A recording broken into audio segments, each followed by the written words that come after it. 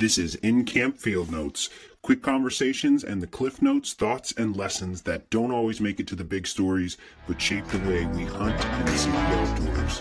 This is InCamp Podcast. All right. This is the InCamp Field Notes. This is the second episode of InCamp Field Notes. We recorded the other one a couple days ago. And on the other end of the line, I have Mr. Chandler Marchman. What's up, dude? What's up, man? Good to be here. This is fun.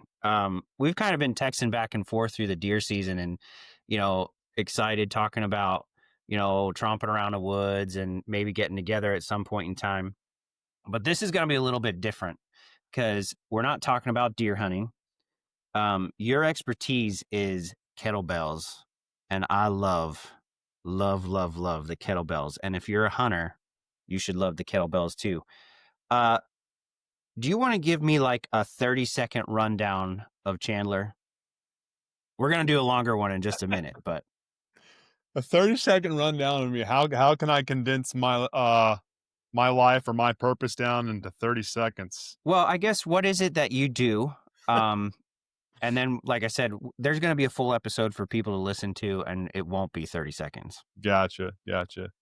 If I had to say what I'm about and what I can help people with, it is consolidating their day-to-day lives and making sure they are prioritizing high return on investment decisions throughout their lives with their nutrition, with their diet, with just any time they have to overall create better outcomes for themselves. Nice. So the specific avenue I use and that I kind of like put out there to the world is through fitness, but there are different lessons within fitness that also carry over into life in general. And there's a lot of lessons that when you kind of learn through the avenues of both fitness and diet have a strong carryover to creating better outcomes for yourself in every avenue of life that you want to excel in. So it is my job to help, like I said, consolidate and make people more efficient with their approach in everything that they're doing. So in a nutshell, that's what I'm doing. I'm coaching people how to make better decisions. Yeah, that's perfect. So this is the next thing I want you to address on our short episode here is give me a 2-minute rundown. This is something that hunters say all the time. And I know we're going to get into your backstory of hunting and stuff, but this is something that I see hunters do a lot when you're talking about nutrition and health and fitness and making those good decisions that can help you do these things for a long period of time. They say often that you don't need to be in shape to kill a whitetail or whatever animal it is, a pheasant, an elk, or whatever. You don't need to be in shape. You probably don't. But can you address what you think about that phrase? Well, here's what I will say. If your idea of let's go into whitetail hunting, it does not take it doesn't require you to be in shape to sit still for a long period of time. That takes some mental toughness. I think we can all agree on that. But physically, it doesn't really take that much to be in good enough shape to, in an ambush scenario, kill a deer. I'll give you that. But I will also say that it does require you to be in shape to drag one out of the pawpaw patch or get into squirrely areas to drag it out, because not everyone is going to have access to just a field that's, the deer is laying there and you can just kind of drag 2 feet or pick up into your pickup truck. In that scenario, in a perfect scenario, you'll have a buddy. But it doesn't take much to kill a deer, but you will have to be in shape to some degree to get it to where it needs to be. Yeah. So when I'm out of state hunting, and I don't do a ton of out of state hunting, but when I do, I try my best to not go back for lunch, or if I do, it's like 15 minutes in the house and then back right out to the woods. Mhm. Okay. Or, I mean, there's days where I take a longer break. I shouldn't act like a badass there, but, but what my whole goal would be is I'm going in to where I think is necessary to kill an animal, whether that's 100 yards from the truck Mhm. or if it's 5 miles from the truck. If I find a spot that I think there's an animal, that's where I'm going to go. Mhm. And I need the oomph to get there. And Right. I need the oomph to get there on day 1, and I need more oomph on day 7. Like like you should be pretty good on day 1, but you should Yeah. be better on day 7, right? And maybe that's because you figured some things out, but to figure the things out and wake up early in the morning and go to bed late at night and do it all over again, I don't know, man. I think there's a little bit more than mental toughness, right? Oh, Like absolutely. that, like you said, if there's no I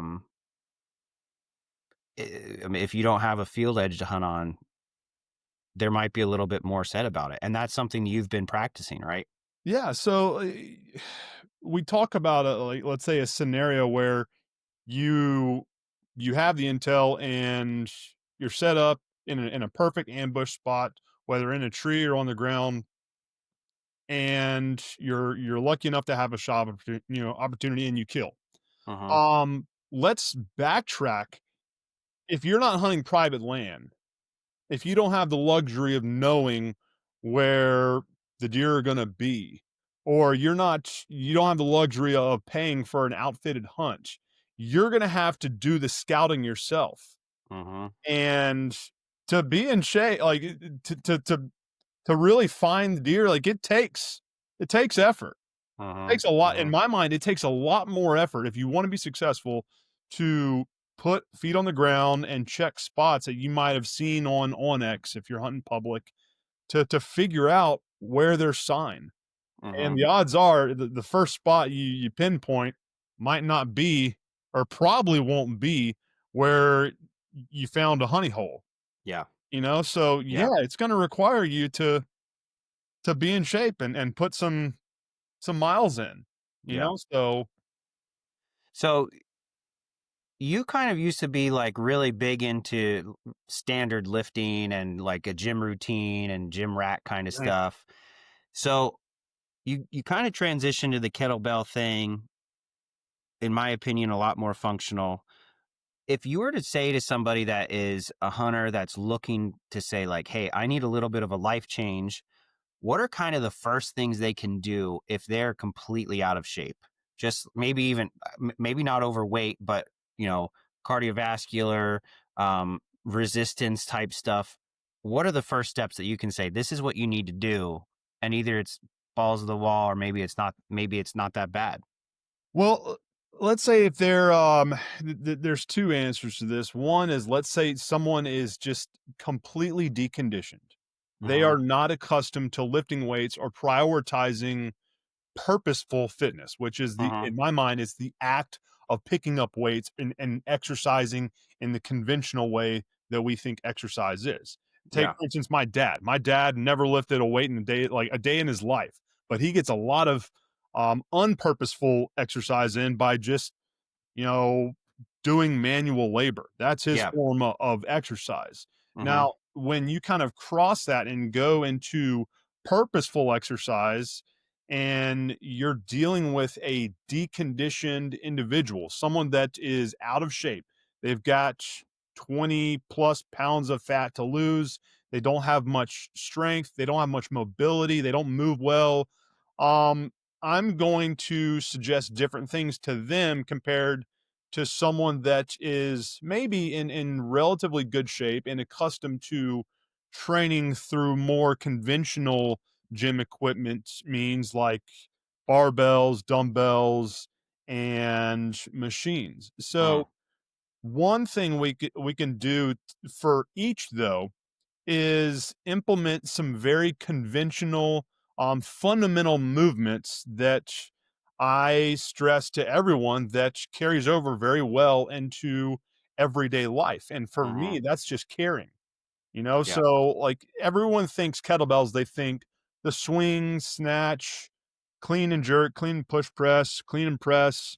squats, things like that. And those are Mhm. all fundamental movements that once I work with someone for a while, lean heavily onto different variations of those. But in the very beginning, it takes next to no skill to simply pick up weight and carry them from point A to point B until you physically exhaust muscles. Okay. Right. And anyone, regardless of their level of conditioning or, like I said, coordination or skill, can do that. And doing that on a consistent basis, which by the way, simulates the same typical things you're going to have to do in hunting scenarios, Yeah. carrying your equipment out to get into a tree or to get into your sitting spot, or if you're lucky enough, like I said, dragging a deer out. Those are going to be the same type of exercises that carry over strongly in to those real life circumstances and Mhm. situations. So Mhm. in the very beginning, just kind of getting someone in to the swing of things with kettlebells carries, whether done with just one kettlebell in one hand, which is a great core workout as well, um, are a great way to kind of get into the kettlebell in and of itself. Mhm. Now, then you can kind of, once you build a strong foundation of strength and stamina through prioritizing simply carrying weight, Right.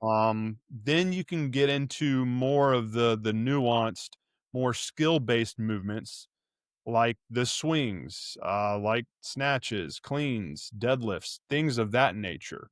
Mhm. But in the very beginning, the simplest thing you can do is just pick up a single kettlebell or a pair of kettlebells and move them from point A to point B, Yeah. literally until you feel fatigue and you kind of, push it to where you reach failure, which is you dropping the weight, obviously. Yeah. So, building that work capacity, building that strength endurance, that is the very beginning of what I typically use for people that especially are deconditioned to the point where they've never done any of that voluntary, purposeful exercise.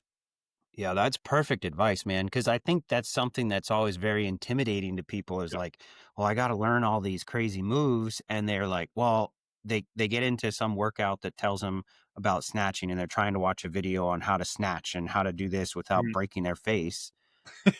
You know what I mean? Yeah. Like, Yeah. and all they, I mean, if they don't have anybody to work out with them, I mean, if you have somebody that does it, that's a really good way Yeah. to kind of learn. But that's such a good tip for people that are just intimidated by the whole thing. Yeah. What There's a progression for it, man. Like you s yeah. like, think back to when you're an infant, like, you have to look, or obviously, you can't think back to when you're an infant yourself, but using that analogy, you learn to roll over before you crawl, you learn to crawl before you walk, and you learn to walk before you run. Mhm. And using that same philosophy, you have to think about the most basic movements that we do, um before, like, you master those, you build a foundation of strength and Mhm. endurance, Mhm. and then you move on to the more demanding movements. Same Yeah. is true in all of fitness, kettlebells, and any and all other implements as well. Yeah. Yeah. So, kind of moving from very beginner to a little more advanced, is there something that you've done uh typically to get yourself ready for a hunting season that you do that you're typically focused on preseason? It's going to be completely contingent upon what species I'm hunting and Uh-huh. where I'm going to be hunting them. Okay. So for instance, I recently went out and had an antelope archery hunt in Mhm. Wyoming, and I knew there's going to be two methods to achieve that. It was going to be either sitting on water, sweating my balls off, being cramped up, which would require, next to no level of fitness. Let's be honest. Yeah. But in my mind, it does require you, given the fact that I'm a little bit bigger guy and I'm going to be sitting in a smaller blind, it requires more mobility.